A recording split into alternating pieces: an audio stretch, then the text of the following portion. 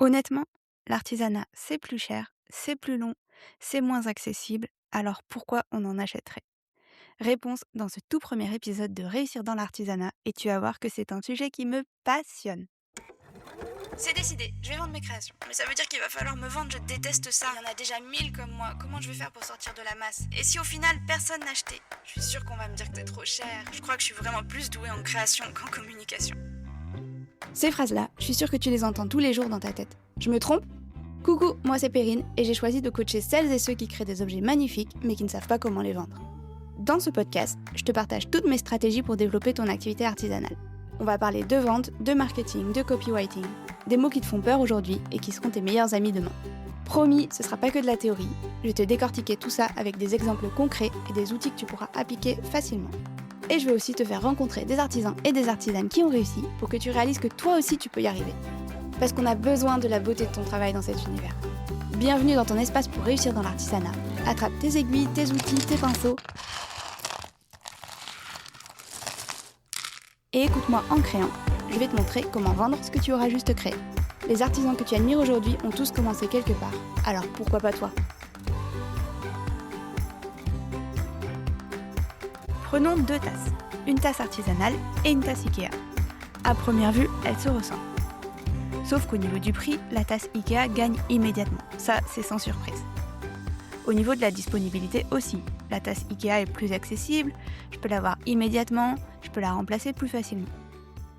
Au niveau de la qualité, ça dépend de ce qu'on recherche, mais il y a de grandes chances que la tasse Ikea elle ait moins de défauts, ou en tout cas qu'elle ait l'air plus parfaite que sa version artisanale, qui elle aura des imperfections naturelles puisqu'elle a été faite à la main.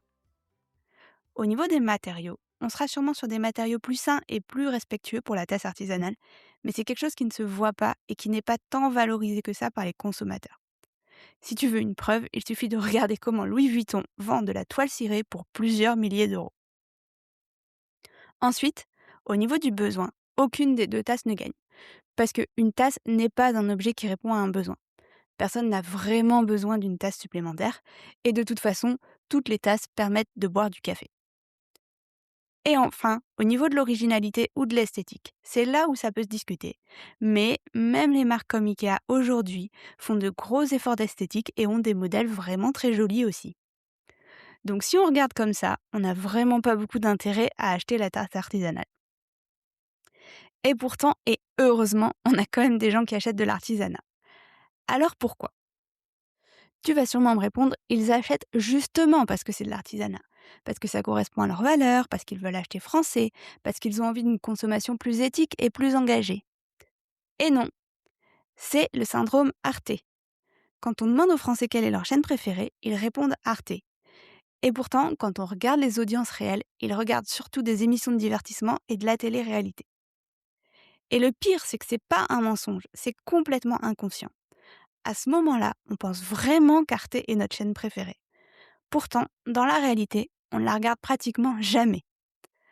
Ça a un nom, ça s'appelle le biais de désirabilité sociale. Les gens déclarent des comportements culturellement valorisés plutôt que leurs comportements réels. Et quand on applique ça à l'artisanat, ça donne des personnes qui disent qu'elles veulent acheter éthique, mais qui, dans la réalité, achètent presque toujours industriel. On a souvent des très bonnes intentions, mais on ne les suit pas. On dit qu'on lit, qu'on regarde Arte, qu'on fait du sport, qu'on limite les écrans, qu'on achète local, qu'on soutient les petits créateurs. Beaucoup plus qu'on ne le fait réellement. Attention, ça ne veut pas dire que personne n'achète artisanal pour des raisons éthiques. Ces personnes-là existent aussi. Bien sûr qu'il y a des gens pour qui acheter local, soutenir un atelier ou consommer différemment est une vraie valeur, mais pour la majorité, cette raison ne suffit pas à déclencher l'achat. Parce que entre dire qu'on valorise l'artisanat et sortir sa carte bancaire, il y a souvent tout un monde. Même moi, par exemple, je suis très sensibilisée à l'artisanat, encore heureux. Et pourtant, ça m'arrive aussi d'acheter sur Amazon ou chez Maison du Monde. Bon, pas Shine quand même, faut pas abuser. Les chercheurs en neurosciences ont beaucoup travaillé sur le rôle des émotions dans la prise de décision. Ce qui est aujourd'hui admis par tous, c'est que 1. La prise de décision est un processus complètement irrationnel. Nos décisions sont avant tout émotionnelles. Et 2. On justifie ensuite rationnellement la décision qu'on vient de prendre parce que notre cerveau a besoin de se rassurer après coup.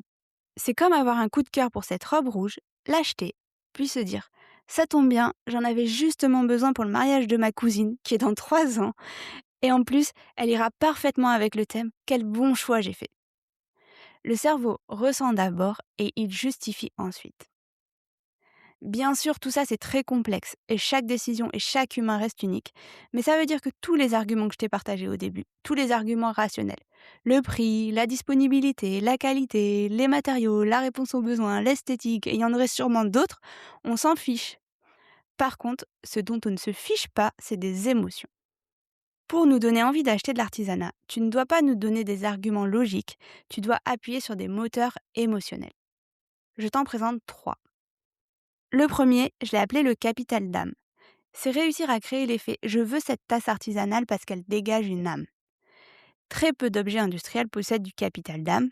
La force de l'artisanat, c'est justement d'en avoir. Et pour le mettre en avant, tu peux montrer que ton objet possède une intention et une histoire. Montrer le processus avec tes croquis, tes ratés, ton atelier, tes gestes. Faire percevoir le temps que tu as passé à créer l'objet. Illustrer avec des belles photos, des beaux visuels qui racontent quelque chose. Travailler ton style en créant toujours plus jusqu'à trouver ta patte. Nommer tes collections et tes pièces avec des noms évocateurs. Et écouter l'épisode 2 du podcast dans lequel on va parler justement de la mise en scène de la valeur. Le deuxième moteur, c'est l'attachement à la créatrice ou au créateur. Quand j'achète la tasse d'Annick, j'achète pas seulement pour la tasse, mais aussi parce que c'est celle d'Annick. Parce que je l'aime bien, parce que je connais son prénom, que j'aime son énergie, que j'ai l'impression d'avoir construit un lien avec elle. Si Annick faisait exactement la même tasse anonymement dans une usine, je ne l'achèterais probablement pas. L'émotion que je ressens envers la créatrice va se transférer à l'objet qu'elle produit.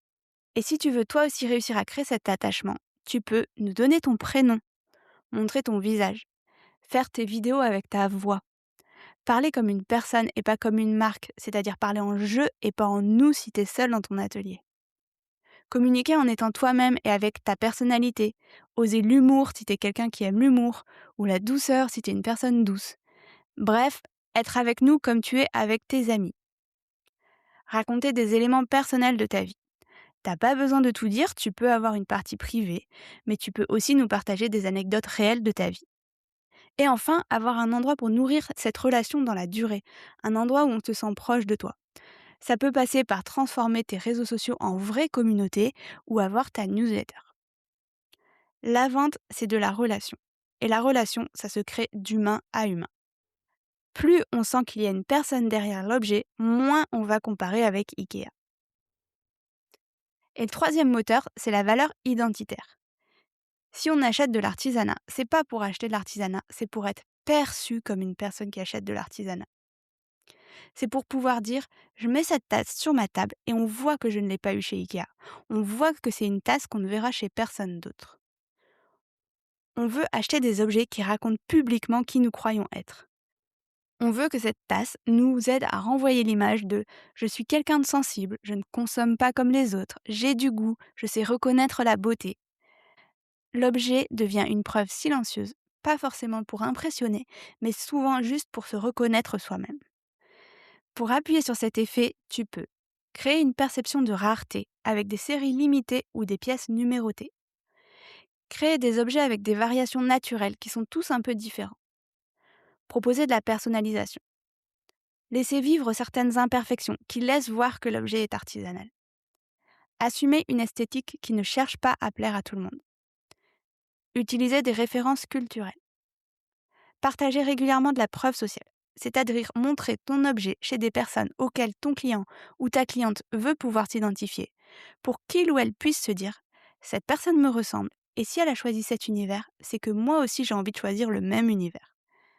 Faire en sorte que si j'offre ton objet, ça se voit que j'offre de l'artisanat, avec par exemple un emballage soigné ou un mot manuscrit signé avec ton prénom.